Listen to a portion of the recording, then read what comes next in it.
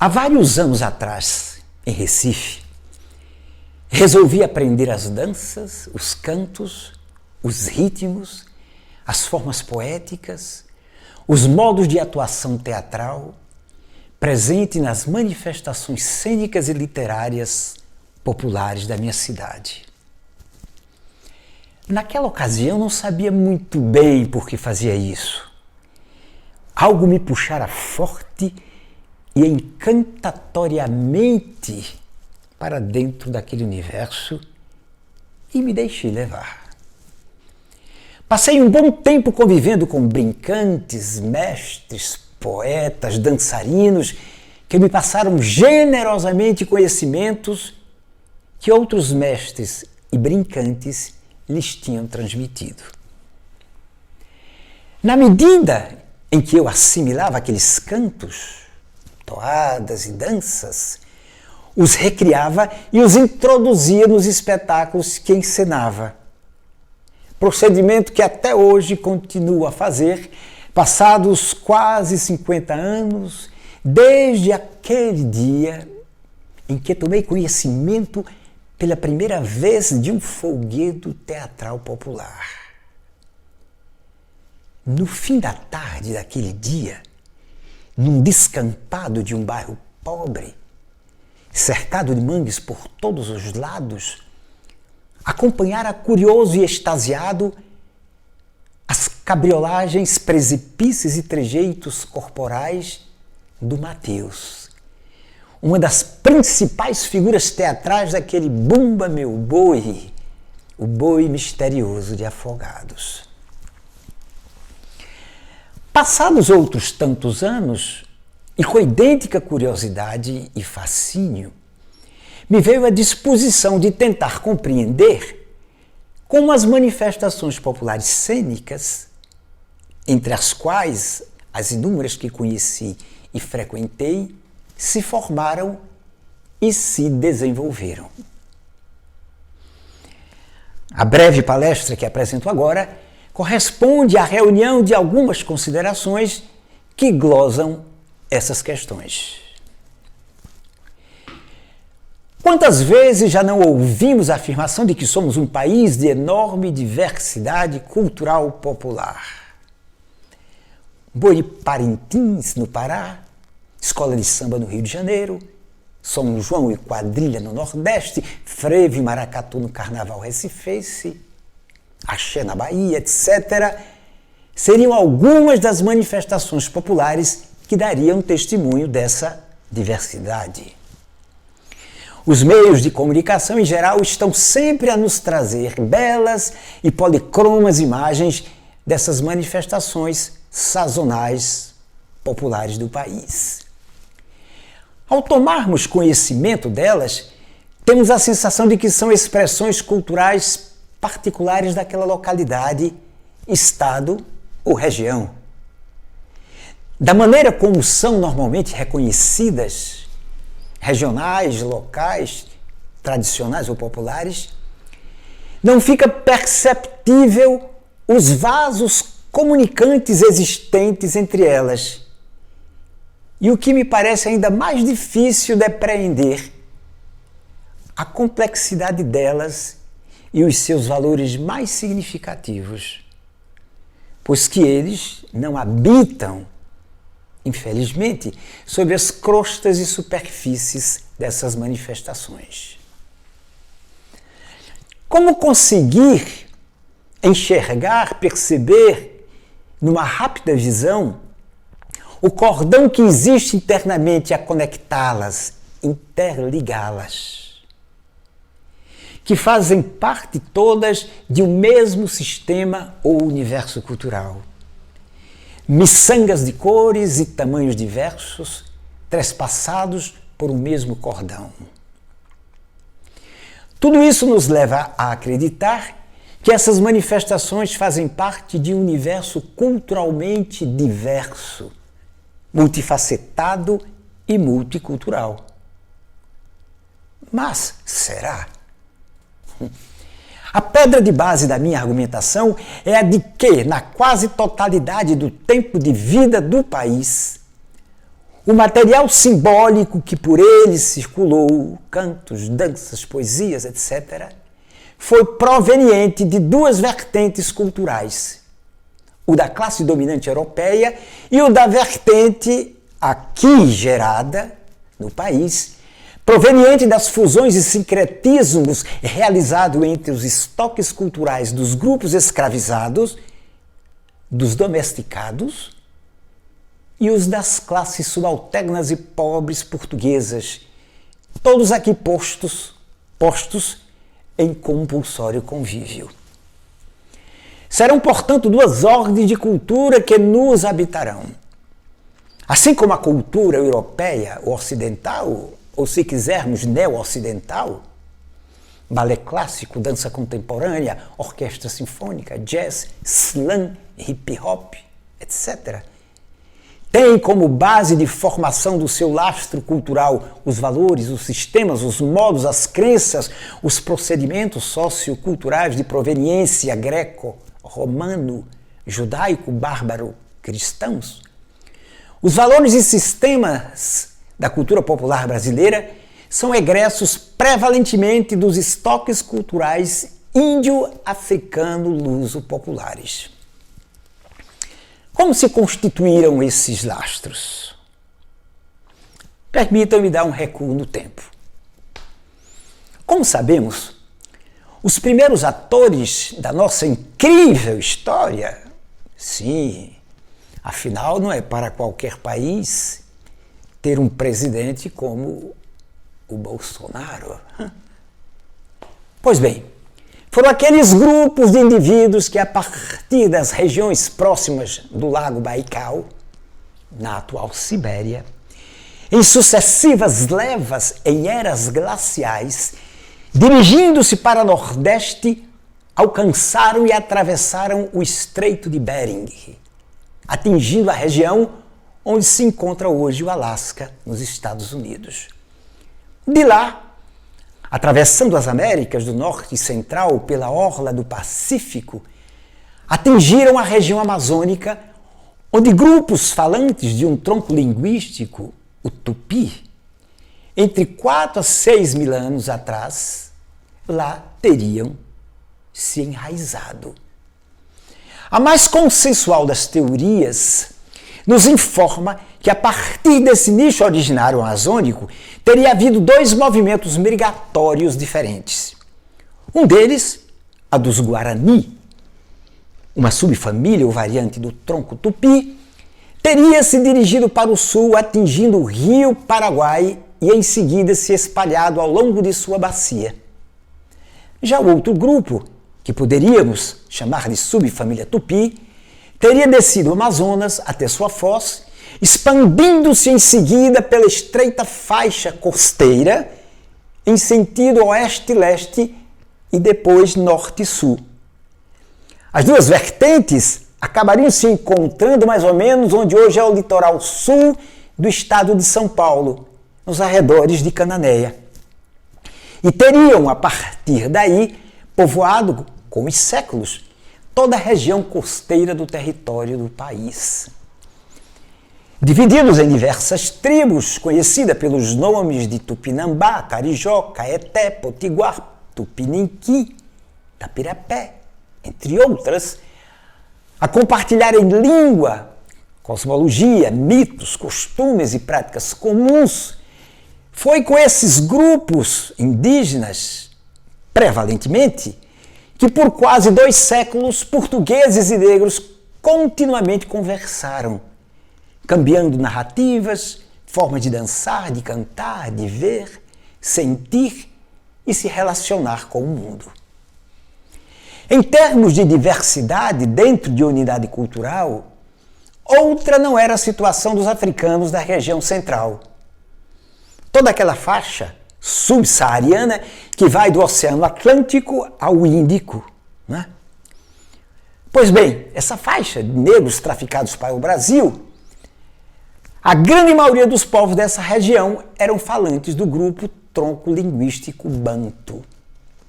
Bacongos, quimbundos, bundo, quicongos, entre outros, representaram em torno de 76% dos negros para cá traficados. A segunda das regiões africanas de onde os negros traficados provieram, a ocidental, foi responsável pela presença de vários grupos étnicos, especialmente os Yorubá, Fon, Jeje, entre vários outros, que, embora falantes de línguas diferentes, compartilhavam com o povo banto de vários traços e procedimentos culturais comuns, como aqueles do campo da religiosidade, através de deuses tutelares e de entidades espirituais denominadas de inquices para os banto, voduns para os fon e orixás para os iorubá. Em relação a Portugal, nos recordemos que na época do achamento e invasão do território, que ganharia o nome de Brasil, Portugal já era uma sociedade estratificada, social e culturalmente. Se parte dos estoques culturais que do país a que chegavam eram trazidos pelos integrantes das classes dominantes, aristocracia e igreja, os das faixas subalternas tinham lavradores degredados, órfãos, marinheiros, sapateiros, marceneiros, cristãos novos, majoritariamente da região de Trás-os-Montes do norte do país, como os seus portadores. Em que, pese as enormes diferenças entre ambos os mundos, o catolicismo representava um certo traço de união a amenizar a disparidade entre ambos universos. Portanto, no que diz respeito às manifestações cênicas populares ibéricas, foram cantos, danças, ritos e folias de longínqua ascendência de visigodos, galegos, celtas, romanizados e posteriormente cristianizados, que, reunindo-se ao imaginário dos africanos, principalmente do tronco banto, como vimos, e ao dos indígenas, preados ou domesticados, como se dizia à época, do tronco tupi, que fundaram e desenvolveram uma outra margem de cultura para o país. Uma linha de tempo cultural que podemos chamar, portanto, de popular brasileira, paralela à outra que denominaremos de linha de tempo cultural europeia ou ocidental. Para que a linha de tempo cultural popular fosse se construindo e se fixando, alguns eventos, procedimentos e práticas, a que chamo de mitos fundadores, foram se naturalizando no país e fazendo com que os estoques culturais de uns e de outros se encontrassem e se acasalassem, se misturassem. Assim, em várias regiões do país, a céu aberto e sobre chão batido, em terreiros, vielas, senzalas, ruas, praças, largos e pátios de igrejas, em especial aquela das Irmandades Religiosas dos Homens Pretos, pelas noites dos sábados e amanhecer dos domingos e dias dedicados aos santos católicos, cortejos, danças devocionais e diversionais, cerimônias de cura, ritos religiosos, certames poéticos, cantorias, batuques, coroação de reis negros, semana a semana, mês a mês, ano a ano, século a século, foram regularmente acontecendo. Modelando uma espécie de massapê, uma argila com alto índice de consanguinidade geocultural, que com o tempo encontraria nas migrações internas um veículo de difusão e de trocas importantíssimo. Essas migrações internas tiveram nos ciclos econômicos os seus elementos propulsores mais relevantes. Foram eles um dos agentes mais influentes de uma unidade cultural que paulatinamente ia se desenhando. Como os principais ciclos econômicos brasileiros, cana-de-açúcar, mineração e café, se deram em áreas e momentos distintos no país, a cada enfraquecimento ou esgotamento de um e o surgimento de outro, um expressivo contingente de mão de obra escrava se tornava desnecessária. E, em consequência, era transferida, vendida ou deportada para a região onde o novo ciclo despontava. Nessas migrações internas, o escravo trasladava no próprio corpo tanto as cicatrizes e marcas da escravidão, quanto, naturalmente, a memória do imaginário afro-índio luso-popular que se fazia.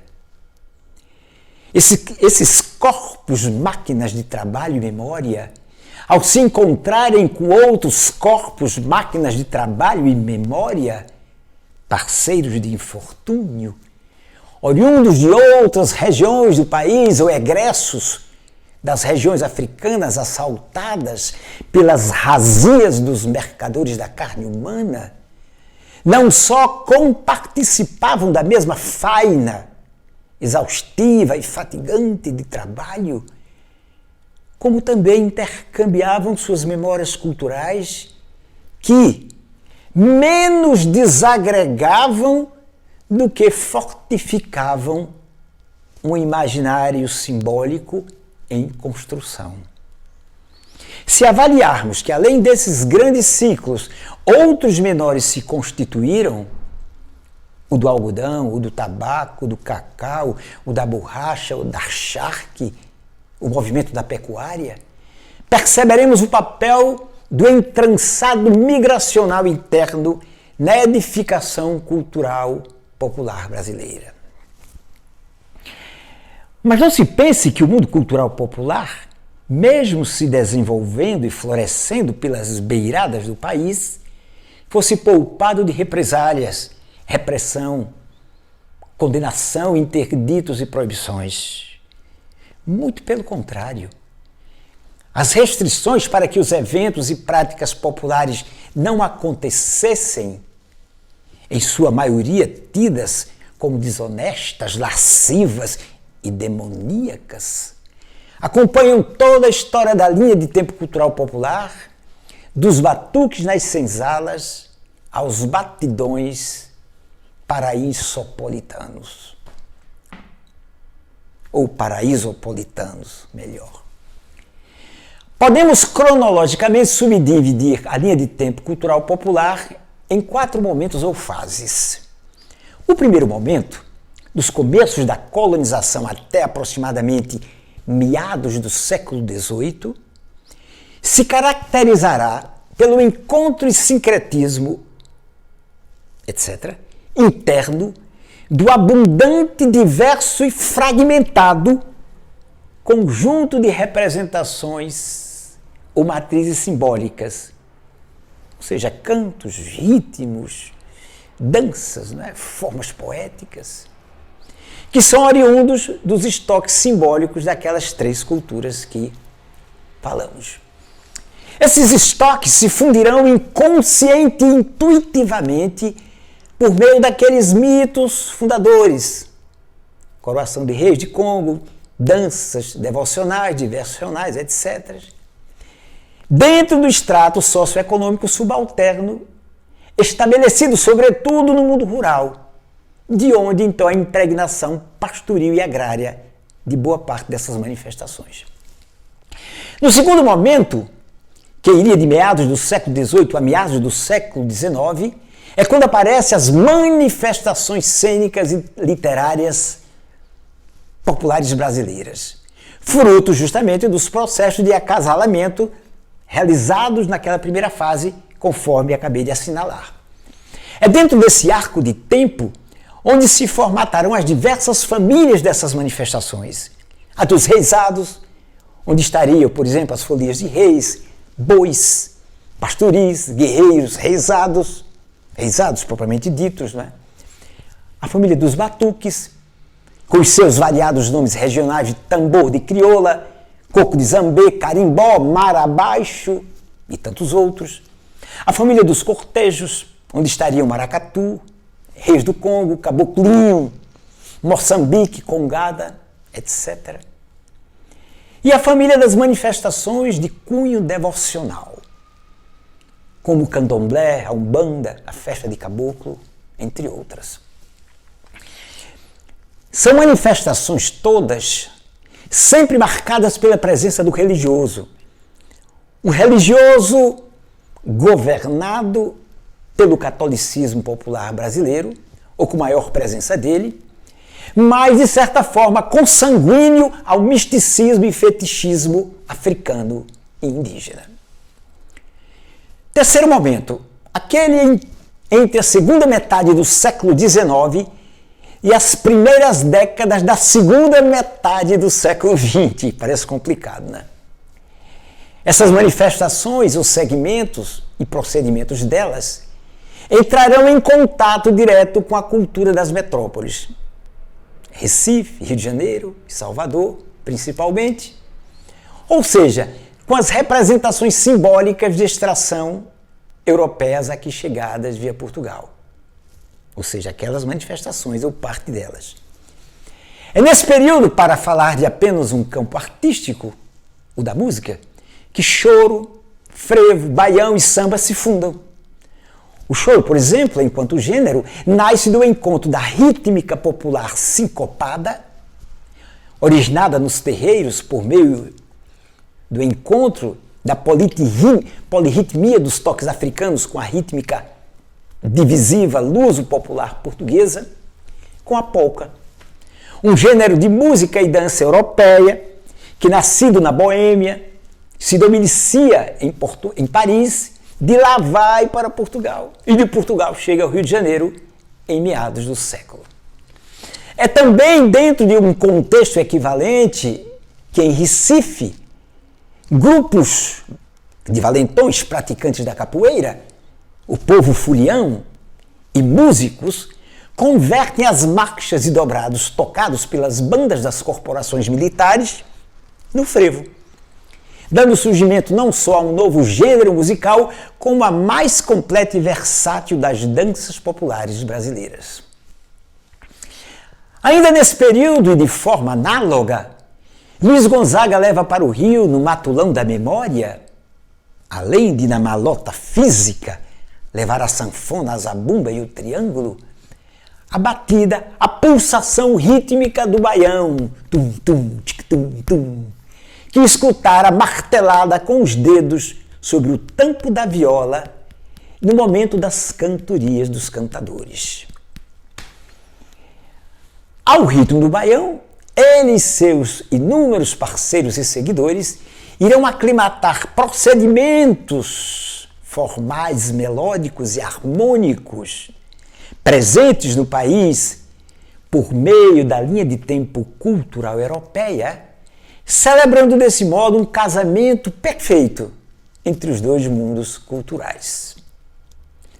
Outros exemplos poderiam ser dados, como no campo da poesia, o da incorporação de estrofes utilizadas na poesia dita, erudita, pelos poetas e cantadores populares.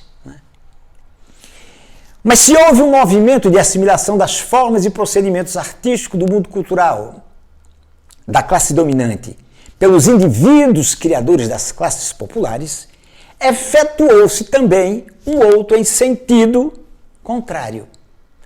Artistas vindos do ambiente sociocultural hegemônico, compositores de formação musical europeia, por exemplo, continuando ainda com a música, começam a incorporar procedimentos, formas, matrizes simbólicas populares às suas obras.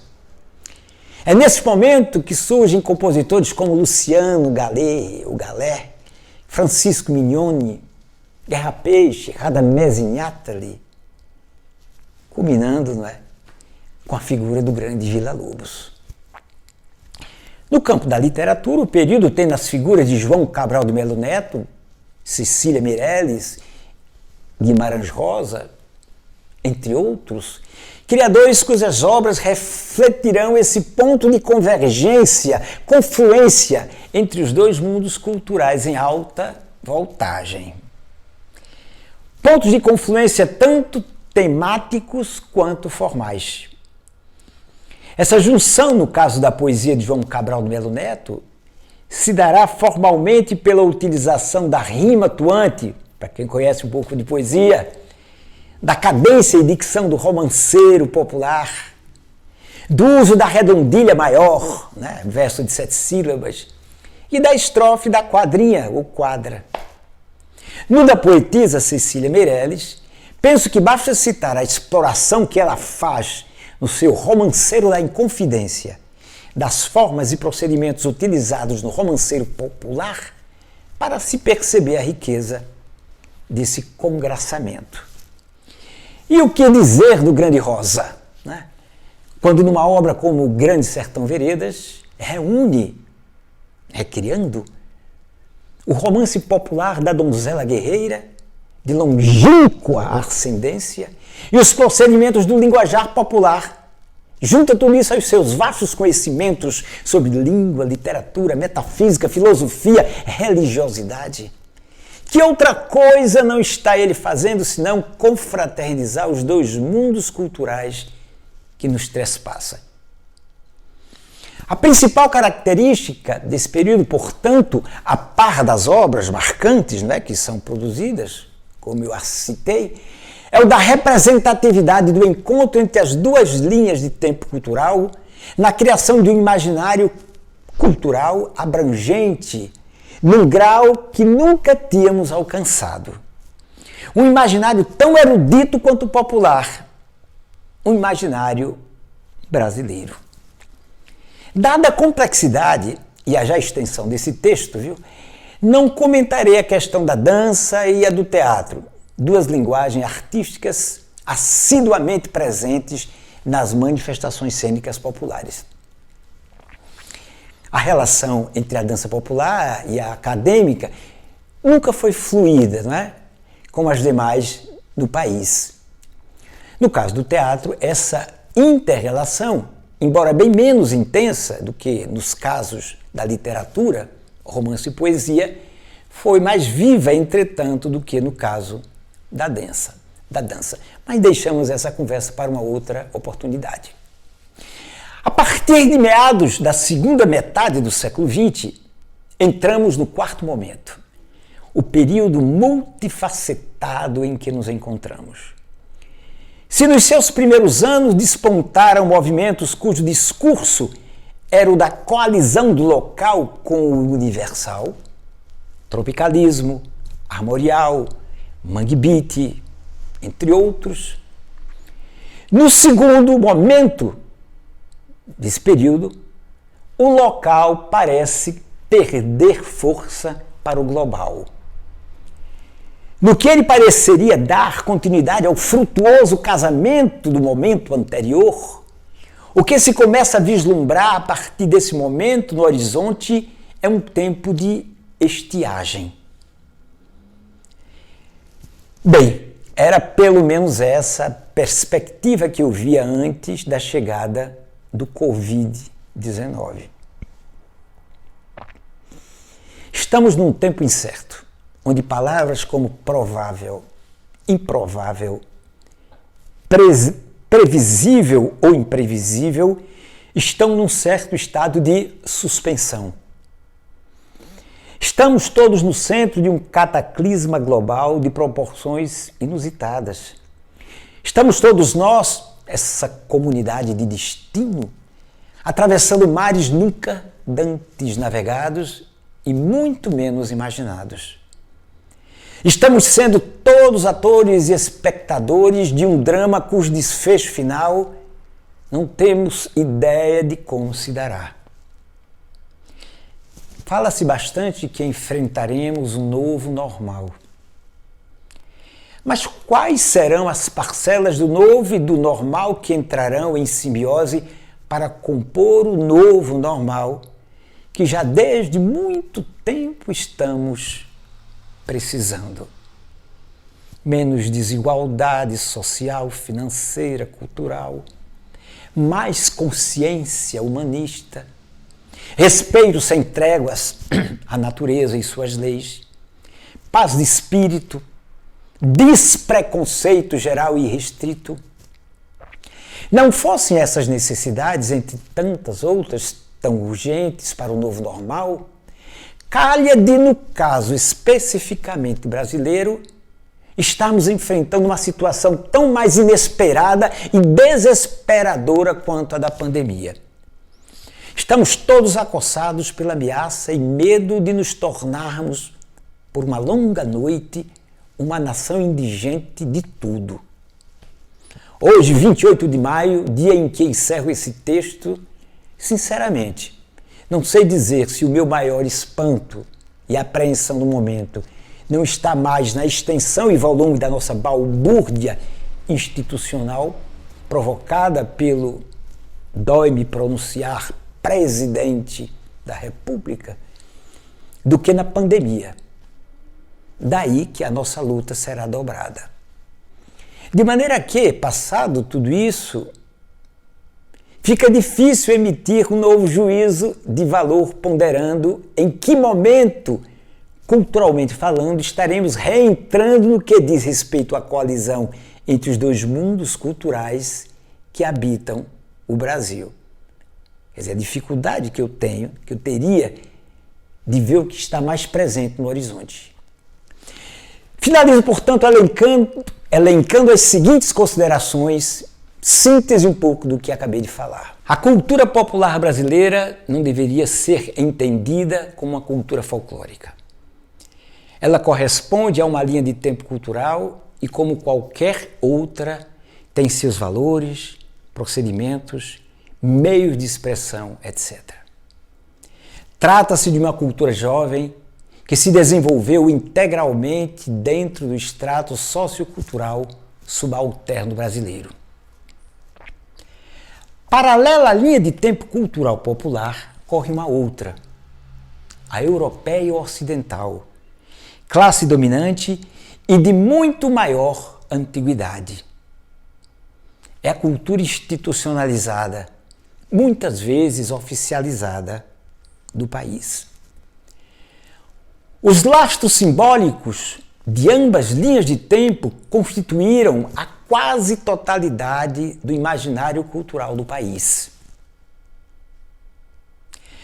Ao longo da nossa história cultural, as representações simbólicas contidas nesses dois lastros se interrelacionaram, se fusionaram num arco de frequência irregular, inconstante.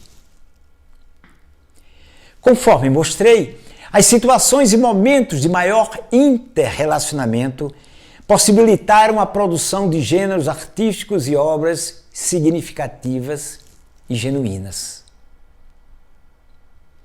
Pelo ângulo dos imaginários constituídos, opino que Brasil não deveria ser considerado um país de vários Brasis, e sim de apenas dois, e muito menos um país multicultural. Ambos imaginários culturais comportam diversidade dentro de suas próprias e respectivas unidades. A fusão dos dois imaginários promove o encontro entre jovens matrizes culturais e processos de organização técnicos e formais depurados pelo tempo. Os dois mundos culturais presentes no país, numa sumária interpretação, significariam uma inter-relação complementar entre o apolíneo e o dionisíaco, o linear e o sinuoso, o masculino e o feminino. Era isso. Até, pessoal. Obrigado.